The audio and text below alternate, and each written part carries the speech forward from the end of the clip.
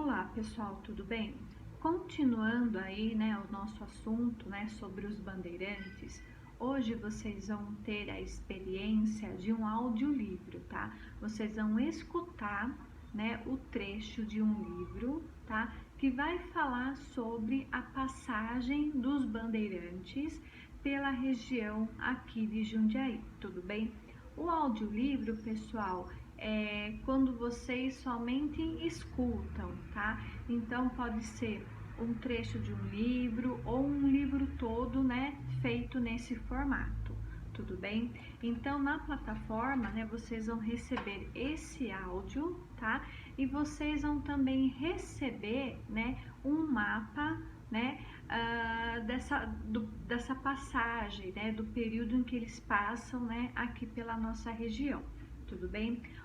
O trecho que nós vamos escutar, pessoal, sobre os bandeirantes, ele se encontra no livro chamado Índios e Africanos na Jundiaí Colonial, tá? Da série Memórias, volume 3, tá? Foi uma série de livros publicada há alguns anos pela Prefeitura de Jundiaí, tudo bem?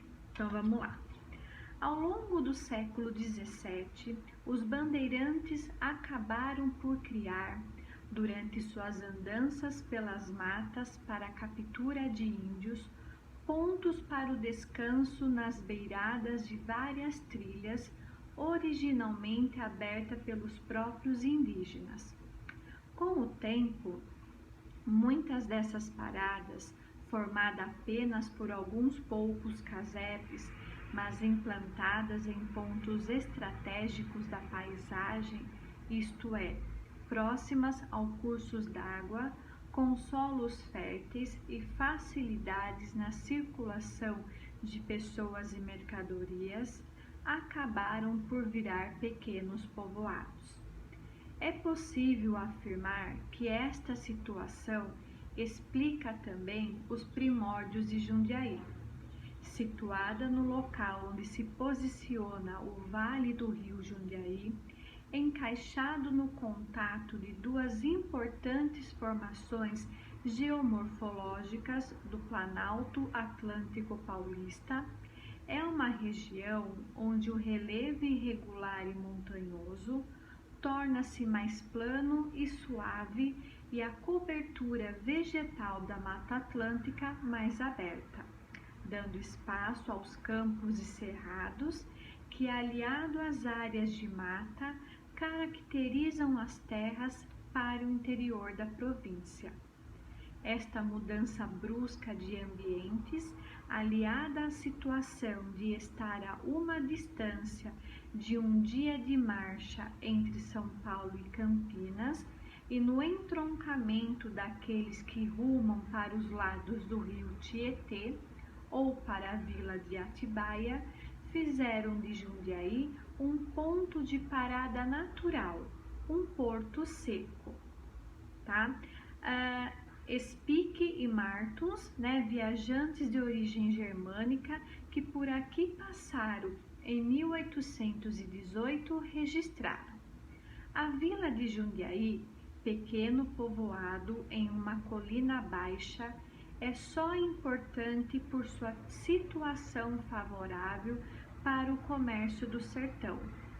Todas as tropas que partem da capitania de São Paulo para Minas Gerais, Goiás, Mato Grosso e Cuiabá são aqui organizadas. Os habitantes possuem grandes manadas de mulas que fazem essas viagens algumas vezes por ano. O fabrico de cangalhas, selas, ferraduras e tudo que é necessário para o equipamento das tropas, assim como o incessante vai e vem das caravanas, dão ao lugar feição de atividade e riqueza, e com razão dá-lhe o sentido de porto seco. Daqui partem as estradas trilhadas para as províncias acima citadas. Entretanto, quase 2 séculos antes do relato de Speke e Martins, a região de Jundiaí já era citada na documentação de época como uma importante área de circulação de bandeiras. Para Mário Neme, haveria um caminho geral utilizado pelos Kayapó antes de 1500 e que continuou sendo usado pelos portugueses durante o período colonial. Todos esses caminhos e trilhas permitiam a circulação de pessoas e o transporte de mercadorias entre os povoados, vilas e cidades. O mapa, que vocês vão receber permite perceber claramente como era a malha viária ao longo do século XVII. Neles estão delineados não somente os caminhos rurais, mas também muitos dos rios que tiveram importante função nos percursos de menor distância. Alguns desses trajetos, inclusive, combinavam a necessidade de transporte terrestre e fluvial.